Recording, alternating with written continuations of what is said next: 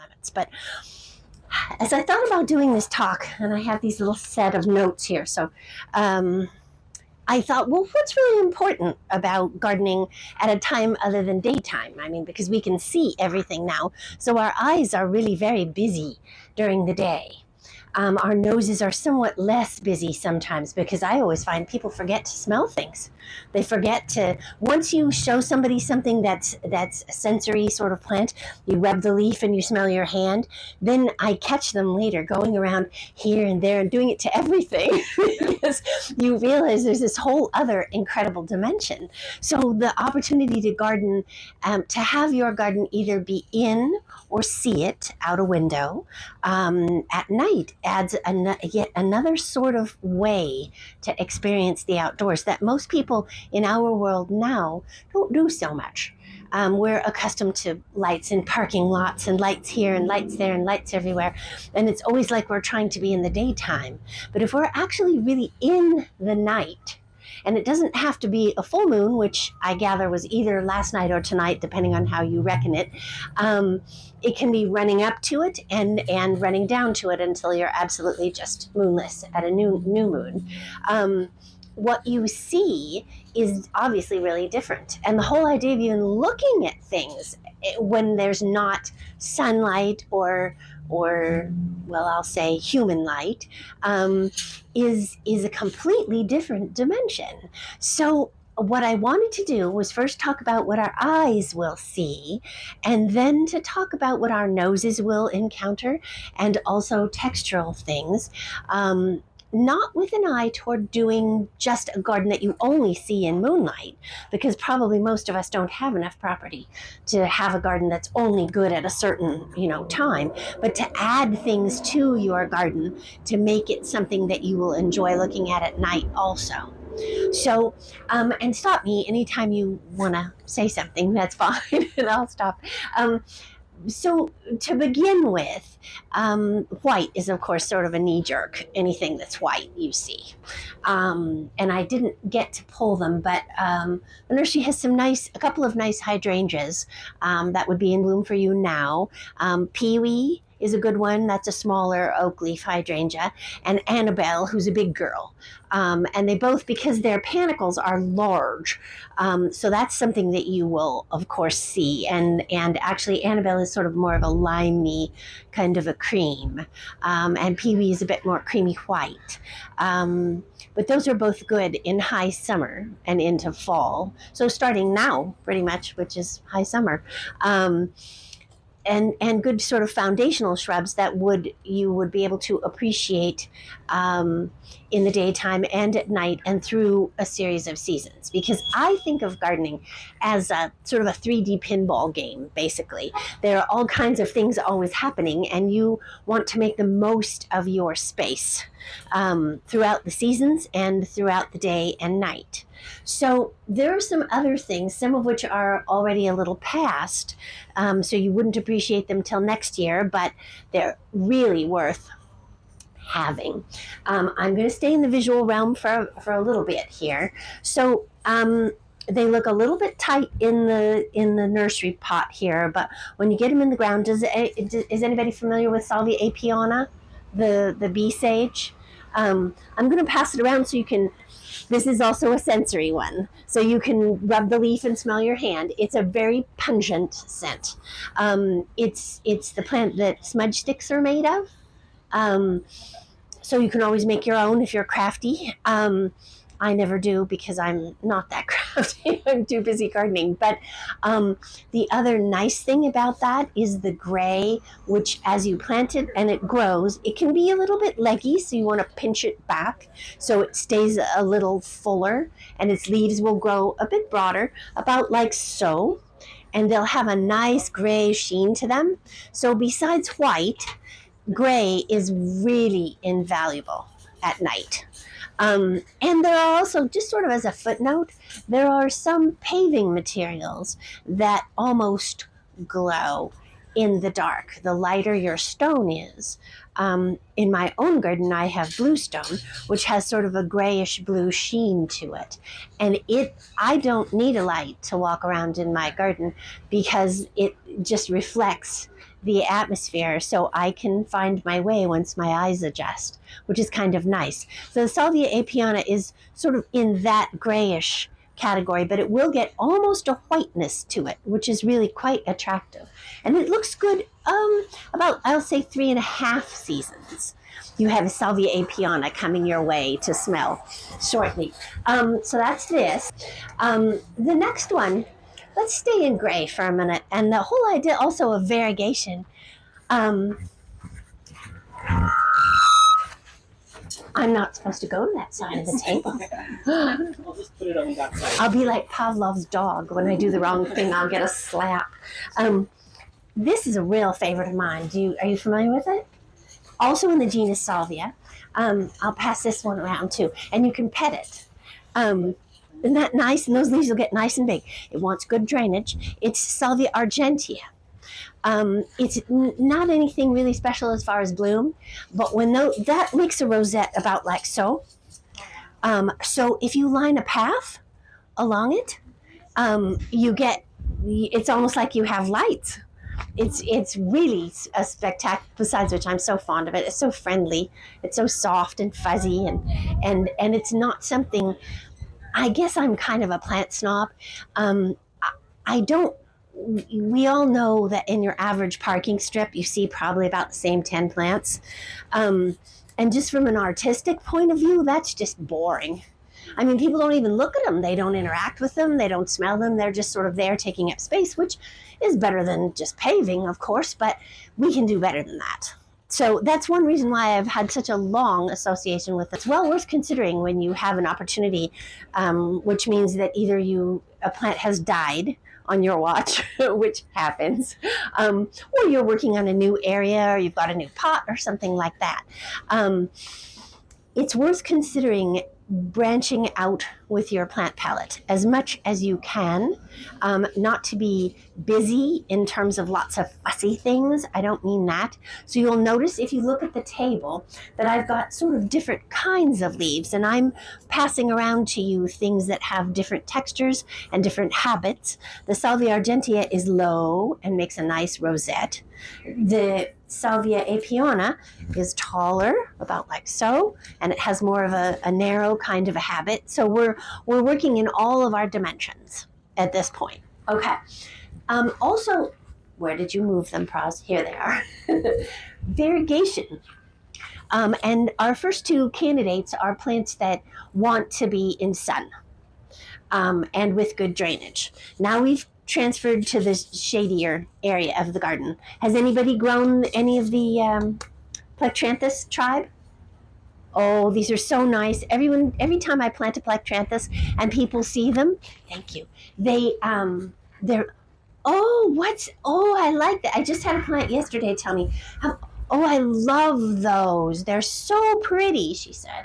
So this is a really nice one. It's called White Rhino. And it gets quite large, like tall as I am and about twice as wide, fairly quickly, so it doesn't live forever. It's not a woody shrub. It's something, plants don't read what we say about them.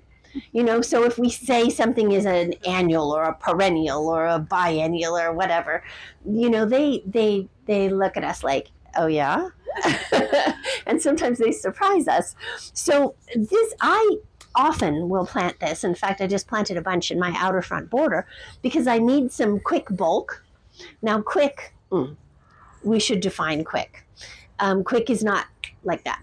If you're gardeners, you understand. Quick takes a little bit of time. But within a year or two, you will have something of good size if you have put it in good soil, and we'll get to that at the end.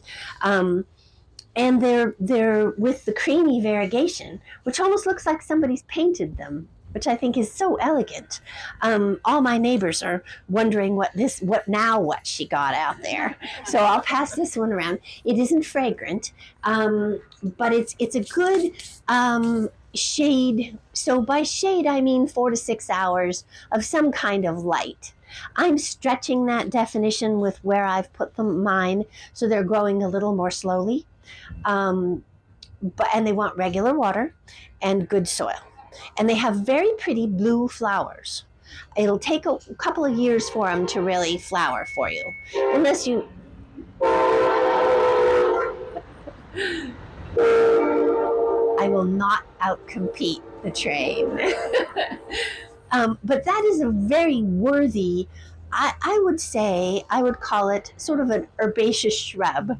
We'll just make up names because we can. And it's definitely worth being grown, and it'll give you some bulk.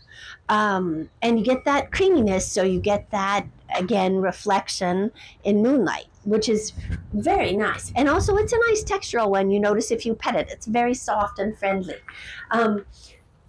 Back to the sun here. So I'm giving you mostly to begin with. I'm giving you some more. Not static, that's not the word I want.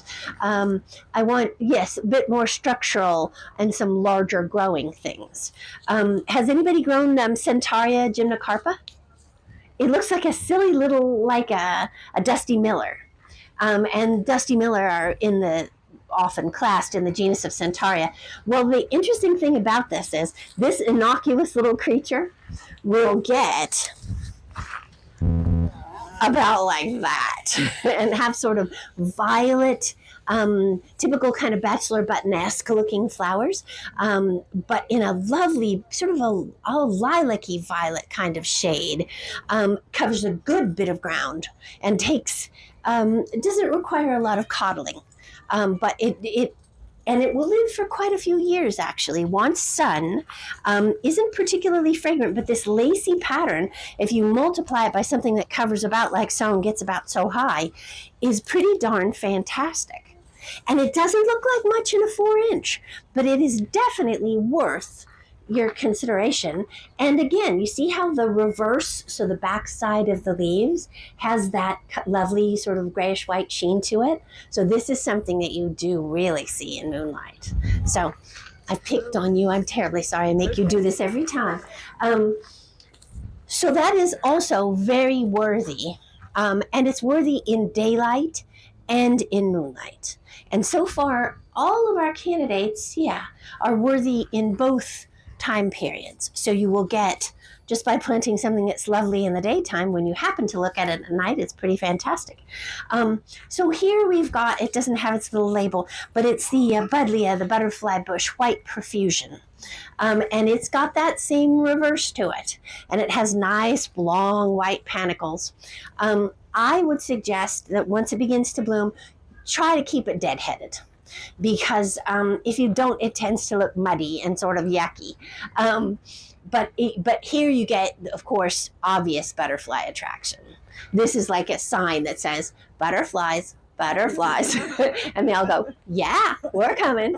So, and then the other thing is, of course, you get that great honey scent, which is incomparable. It's a big plant. It wants sun, it wants good drainage, and it doesn't look so interesting in winter.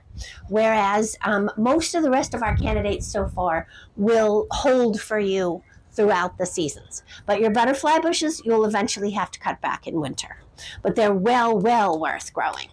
And of course, there are some other ones. If you want the interest in the nighttime period, you want the whiteness on the reverse of the leaves. And you can see how the stems are light too. So you get that. I'm going to torture you. Yeah, I love it. I love it. Well, that one's Buddleia white profusion. Yes, but do keep it deadheaded because those panicles start to look muddy. And then you'll feel like, why did she tell me I should grow this? There is one that if you ever see it anywhere, and I don't believe that Annie's has ever had it, but it's called Lockinch, and it has that wonderful white reverse on the back of the leaves too. And it's not quite so muddy looking, but that sort of, I'd call it a kind of a honey scent on a warm summer day. Ooh, also, now let me think about this. I have picked up their scent at night, but we'll get to night scent in a minute. We're still in the visual realm. We'll get out of it shortly, but let's see. Yes. And this is a fuchsia. I've got 2 fuchsias that I wanted to share with you today. This one is called Hawkshead. It was discovered by Dan Hinckley Anybody familiar with Dan Hinckley? He was doing some nursery up in the Pacific Northwest called Heron's Wood, which was really had just extraordinary things. He's a plantsman. He's an explorer, and then he came out. He was working for Monrovia for a while, and I think he and his husband have another nursery now in another home. But this doesn't look like much, again, in a 4-inch. But it will theoretically, and I'm testing it, so I can't tell you for sure, will take more sun. But we've gone from something with the Buddleia white profusion, the butterfly bush, which is a large panicle of white, to something that's very much like little ballerinas, I think. Much more a delicate habit, and as it grows out, it gets a little bit of layering to it. So you can see that if you were going just with the hydrangeas, with the large pom-poms, that's a heavier... You want to add some things that are delicate and sort of graceful also to balance that. You don't want to just bludgeon people. I have a moon garden and you will look at it.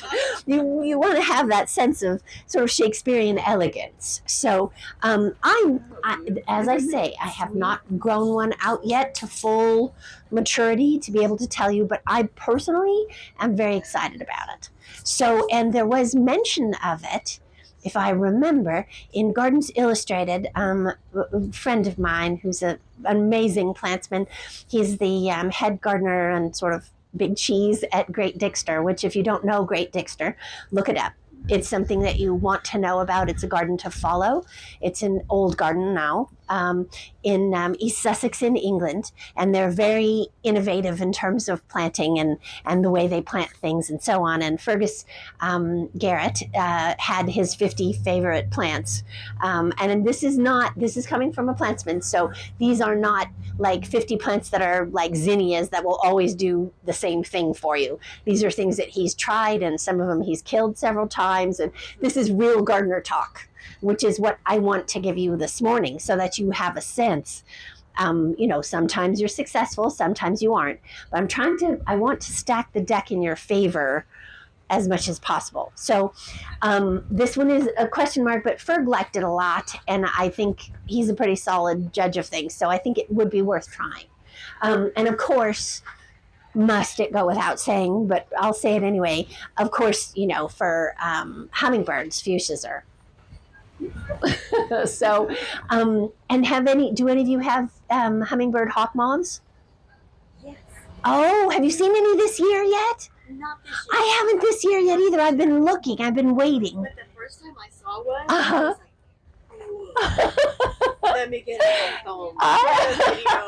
It was evening. Uh-huh. To get dark. Yes, because they're moths. Yeah. So you won't really see them out in daytime. Dusk. You start to see them at dusk. And I've never seen them at dawn, only at dusk. But so for those of you who haven't seen a hummingbird hawk moth yet, I learned about them originally the first time I went to England, and the first time I went to Great Dixter, the garden that I just told you about. And I, as a novice anywhere but California, I said something, I haven't seen any hummingbirds. And they looked at me like, huh? Hummingbirds are New World birds, which I didn't realize. So they don't exist in Europe. And so there I said, being a biologist, I said, well, what's your counterpart? What do you have? And they said, we have hummingbird hawk moths. So I didn't see one for quite a few years, and then one evening in my own garden, I saw my first hummingbird hawk moth. This alone is a reason to be out in your garden at dusk and as the moon is rising, because you had the same reaction I do. It's terribly exciting. They're small. They're just a little smaller than a hummingbird, but it's a moth that looks like a hummingbird. Its other common name, I believe, is sphinx moth. It's there. If you can get them, if you see one in your garden, you'll just feel like a princess. It's a wonderful feeling. So also good reason for things that hummingbirds like, because at night, the hawk moths will like them as well.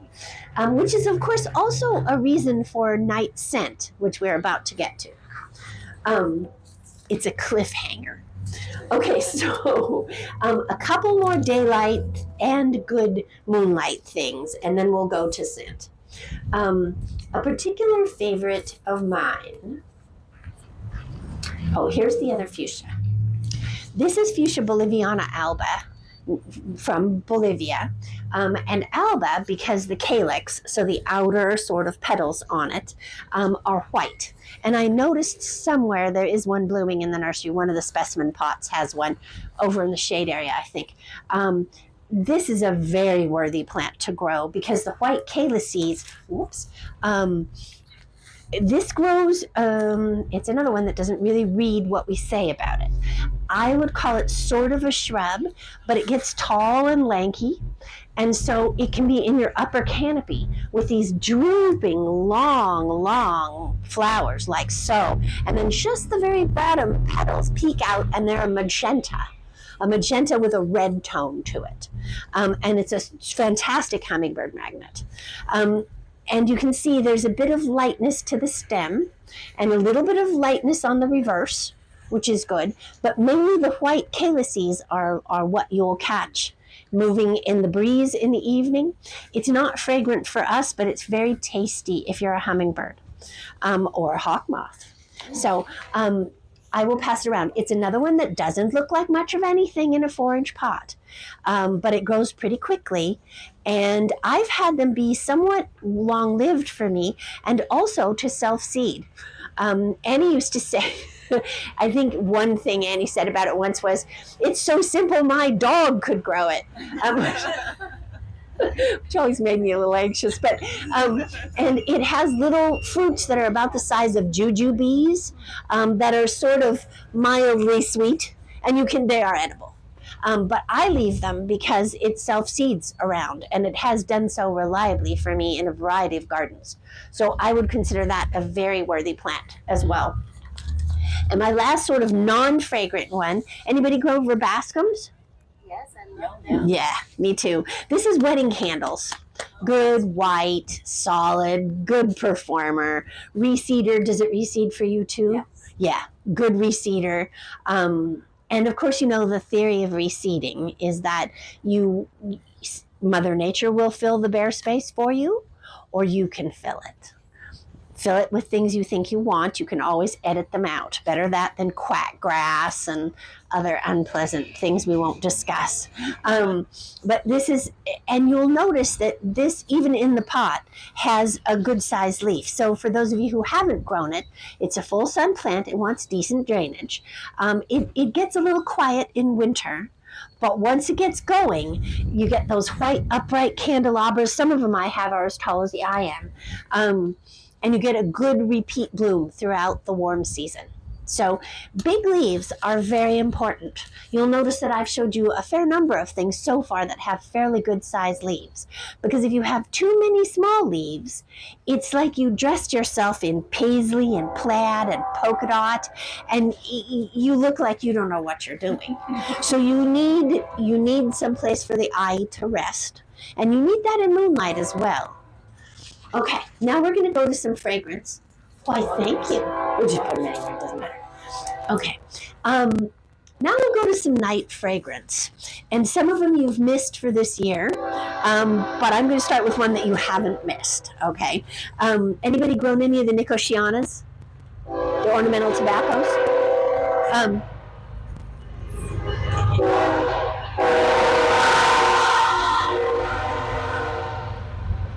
I get the last word. Isn't that nice? I am a huge fan of the ornamental tobaccos. This particular one that I selected to share with you is Nicotiana sylvestris, only the lonely. It's a super designery plant. Great big fuzzy tobacco leaves that are a little, a little stinky. But strong, upright stems, and then long tubular white flowers that almost look like fireworks. They really do. They look on the top, they just look like these, almost like a hand, just like that. Great fragrance at night. If you can get a population of this going by getting it to reseed, that's fantastic. Sometimes it takes a few tries to do that because we all have birds in our gardens and we have other little creatures that are in there doing things that maybe we wouldn't like them to do. And so sometimes it takes a little while sometimes you have to try 2 or 3 plantings to really get a population. But it's worth trying to get that either with this one, which is Nicotiana sylvestris, or with Nicotiana alata grandiflora. And that's one that the nursery sometimes has and sometimes doesn't. Langsdorffii, and those are the tiny, tiny ones with the blue stamens. Very pretty, but I don't get the scent off of them. This you get the scent, and you get it at night. And you'll get it on the air if you plant enough of it. I've put it under banks of windows and then leave the windows open, and you get it wafting in. It's wonderful. It's not another one that doesn't look super special, but we all know by now you can't judge a book by its cover. Okay, so also night scent. And this is one you will have likely missed for this year. It's Philadelphus. There are a couple of ones. The nursery also has Belle Étoile, which is a smaller, more of a shrub.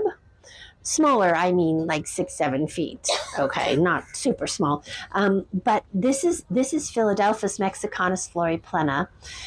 I have a very old specimen in my own garden, and I've let it, what I thought I was going to do with it, this is famous gardener speak, I thought I was going to control it. I thought I was going to keep it in a nice area that was sort of fanned out, yada, yada, yada. Okay, well, life gets in the way sometimes, and about the time you think that you ought to be training something, you get busy and then you forget, and then pretty soon it gets away from you. And that is what this has done. So it has actually formed the most marvelous screen between me and a rather unpleasant neighbor. And it's still in bloom. It's massive. It's growing up through trees and things, which if you've got such a situation is worth considering. Sometimes, we think about gardening around our knees and ankles, and maybe we get up to our hips, but mostly we kind of forget the upper canopy. And for those of you who are hands-on gardeners, I spend a lot of time like this. And sometimes I need to sort of upright myself and realize, wait a minute, where am I? So this is a good plant for the upper canopy, and a good spring bloom. It's just finishing on the air. This is a scent you pick up on the air. Did I do something? I don't know. Okay. Anyway, it doesn't look like much in a pot. These leaves in good soil, which I must admit, it's in an area of my garden that I don't get to very much. And so it's just kind of threaded itself through things. But the leaves are about like so, and they sort of cascade. And it's easy to just nip it off where it's getting into something that you don't want. The scent is, oh gosh, describing scent is such a tricky business. I would say it's something between a rose and a gardenia and a lemon. It's one of those pungent sort of tropical scents. There is a native Philadelphus lewisii that is also worth growing. This is the one I have the most experience with in my own garden, and Belle Étoile I also have. And that's a little later in bloom and a bigger, flatter flower, so single petals all in one, and it's well worth growing. But that's a shrub, and this I would say is more of a woody vine. So I'm going to pass my little friend around so you can get to meet him. I don't know how I'm doing for time. How am I doing for time, President? Okay. Okay, so we're into night scent. And I think that one of the coolest things about night scent is that if you're like me, I'm not often in my garden with other people at dusk and evening. Occasionally I am, but mostly that's for just me. And as I walk a path, all of a sudden I'll catch something. And I think, wait, who is that? Who's that? Wait. Oh, okay. Oh, it's my angel's trumpet up above my head that I don't even, it's a lovely plant and it's in full bloom, cool anytime it's cool, really. And I think, oh, thank you. And then I'll walk along the path and then there'll be something else. So the Philadelphus, all of the Philadelphus tribe are ones you catch that way, but Mexicanus floriplena is good with that. Also, since I mentioned my white I'm straying into the area I'm not supposed to go. This one is Wedding Bells. I think it's called, is it Wedding Bells? Yes, Wedding Bells. Big white brugmansia, angel's trumpet. Fragrant at night. I find people have funny reactions to these. Some people are anxious about them. They make them feel sort of, I don't know, witchy and wicked. They don't make me feel that way at all. They smell fantastic at night. And it's one of those things, once you've planted it, they're heavy feeders. Don't stint on your compost. Give it compost, top dress it with compost. If you can do it 3 times a year, that's really good, because they want it. And they will reward you, believe me. Wedding bells being white, you'll get the overlay of the visual thing and the scent as well. If you plant Charles Grimaldi, which I think the nursery has, usually the nursery has also Charles Grimaldi. He's another brugmansia, so another angel's trumpet, but he's the big golden sort of one. And I have him down by my chickens, and I get the scent, but I have to peer around to look at the large flowers, and they're sort of a golden yellow, kind of about the same color as the golden rose there. So that's a little, you don't pick that up quite like the white. But it's worth having if you want to do something that is just a scent and not a visual thing.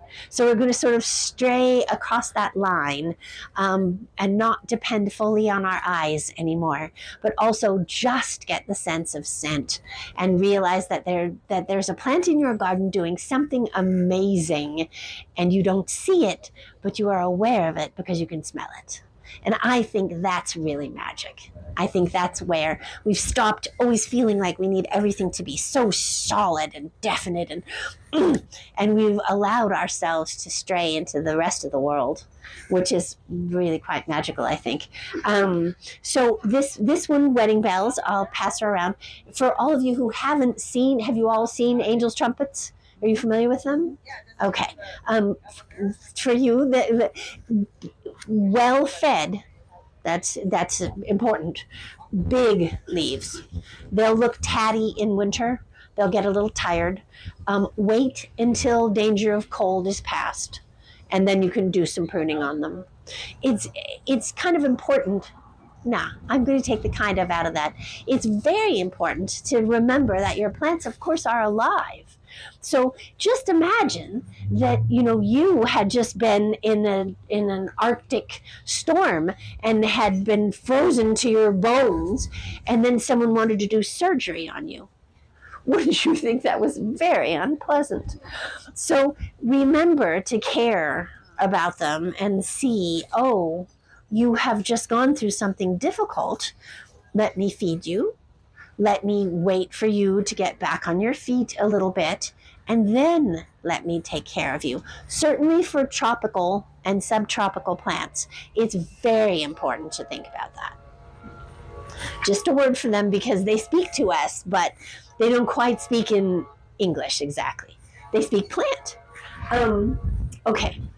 Also wonderful things. Now, this is one, and it's interesting. You see how the leaves here are kind of purpley? And you might wonder, well, why would I be suggesting that in a moonlight garden? This tells me something, which it will tell all of you too, if you don't already know it. Often, you will get this purplish cast to plants when it's been cooler. And we have mostly had a bit of a cool summer. Our nights are still pretty cool. It's not been super hot. And so this is Bartlettina sordida. It's the largest of the ageratum tribe. And so ageratum, floss flower, the little sort of wonky bedding things that you see every so often. This is the huge variety of ageratum. So let me put that in perspective for you. What that means is, this is, in my garden, tall, some of them taller than the tent.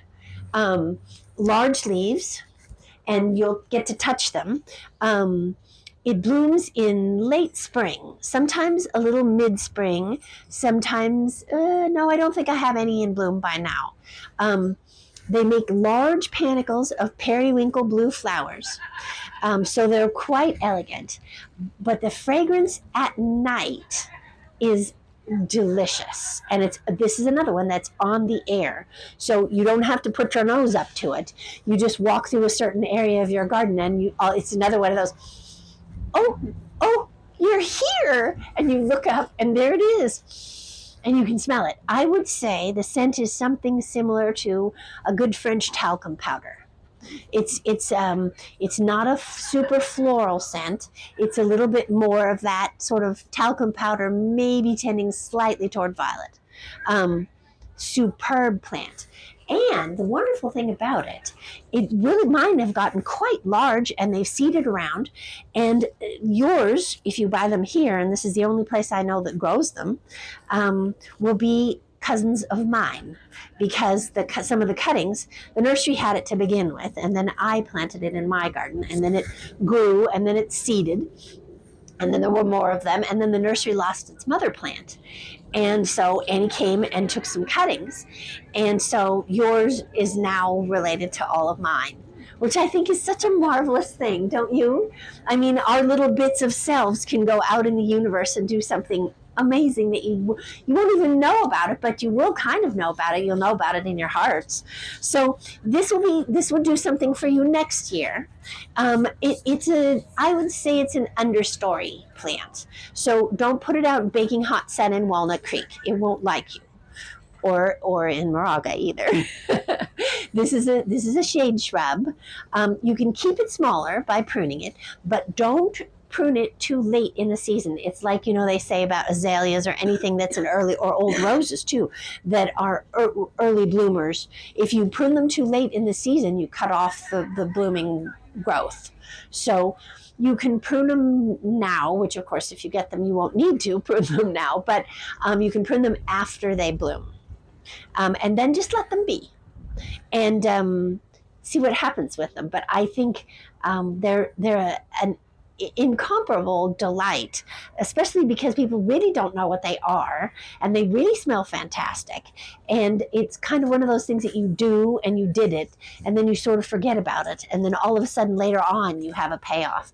And if you were anything like me, I like to stack my life with as many things that I have to look forward to that will be delightful as is humanly possible. And I'm not above bending the rules either. Okay, so that's another good night fragrance. The impatiens that I wanted for you is not this. This is a funny way to start something, isn't it? This is Impatiens soldenii. It's the big shrubby one that you see in old gardens. It's got sort of nice, Madonna is a straight white one. So, but what I wanted for you, and it's on the availability list, so I couldn't find it. It said it was in 20C, and there's no 20C today. There are two 20Ds, and it's not on either one of those.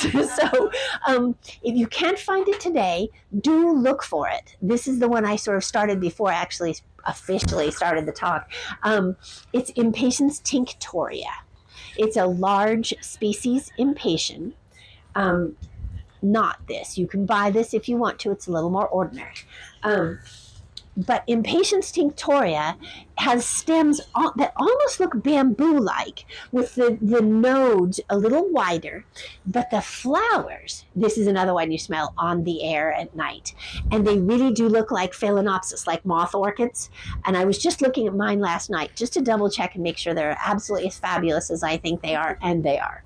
And they're somewhat long-lived too. Mine's been in the ground for years. It's under some big red banana trees. Or not trees, but big red bananas. Right now, it's in not as much shade as it would like. So they like to be in understory. This is a shade thing. But when you smell it on the air at night, it's a delight.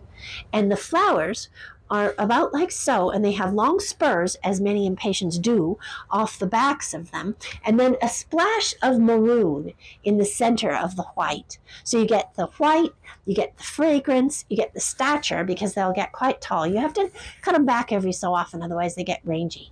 But that's a plant I would not be without in a night garden, honestly. Okay, let me see. How am I doing, Pros? Have we... 40 minutes. Okay. So I'm wanting to get everybody, and they got a little bit jumbled up here. I'm going to go back for a moment because this is something I really think you should grow, and it's not something that's very commonly seen. It isn't fragrant, but it seeds about, and it's got the gray foliage and the reverse here, and you would know it as rose campion. It's Lychnus coronaria. There is a white flower, which occasionally, some years the nursery has it, rarely, but sometimes you see it. And this is just the straight magenta. But this is a good one for seeding around. It isn't fragrant, but it's awfully pretty. And everyone you know will say, "Oh, you have lamb's ears." And you'll say, "Has it happened to you?" I know, see? I love that. And you will say, no, that's not lamb's ears. And they'll say, because they're sure they know better than you, "In your garden." And you'll say, "No, really, that's not lamb's ears. That's rose campion. That's Lychnus coronaria." And they'll just be like, "You poor thing, you don't know anything." And then when it starts to bloom, it sends up these lovely felty white-ish stems, and with magenta, the straight species will have magenta flowers about the size of a 50-cent piece, between a quarter and a 50-cent piece, and just a clear, bright magenta. And then you'll say, "You see, I told you that wasn't lamb's ears." You get the last word. God, I love that.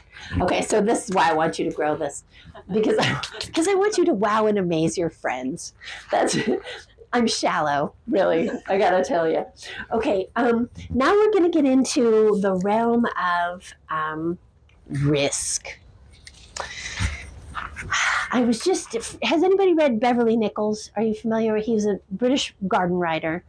He wrote a lot of things, actually, but he's known, as Vita Sackville West was, for her garden writing, which is interesting. You know Vita Sackville West? Yeah, okay, so from Sissinghurst and the White Garden, and which I have seen, and it is quite something, I must say. She came up, for those of you who aren't familiar with her, she and her husband, Harold Nicholson, bought a very decrepit castle. Is it in East Sussex also? No, I think it's in Kent. It's in England. And it was just this crumbling ruin, basically, they bought. And they made a garden out of it. And it's a world famous place called Sissinghurst. And she also was a writer. And so she wrote many things. She wrote poetry, she wrote novels, but what she is known for and remembered for is her garden writing. She wrote about her garden. She wrote about the making of her garden, and it became very popular. And she came up with this, wouldn't it be fun to do a garden of white flowers, or a garden that you see in moonlight? And so there is the White Garden at Sissinghurst, and you can go and see it. As I say, it's world famous. It doesn't just have white, of course, it has gray. And it has night fragrance and things like that too, although you can't usually be there at night. But the interesting thing about her writing was she also wanted, of course, to write about scent and to write about experiencing a garden at another time of day or evening. So Beverly Nichols was another one of those British writers before Vita, and he writes a very nice piece on moonflowers.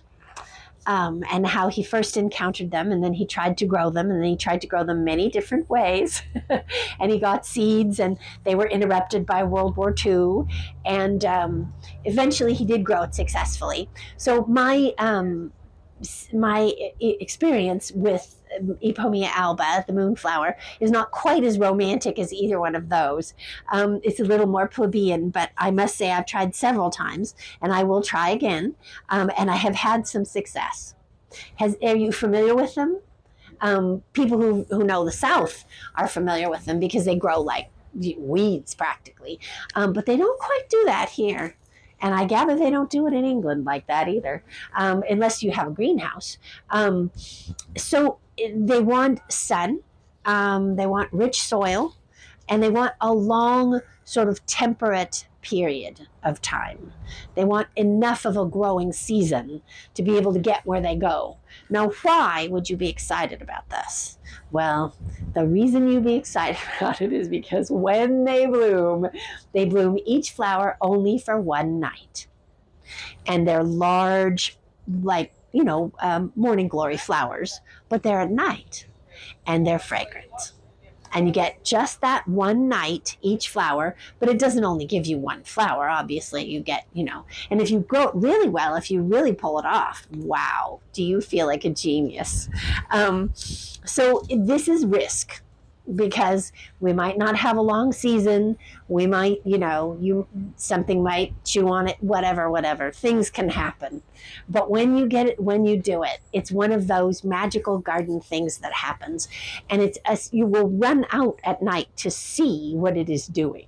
This is a plant that will make you go out into your garden at night, because you will have been waiting and trying to do everything right. And you think you hopefully put it in the right place. And finally you get a bloom, you get a bud.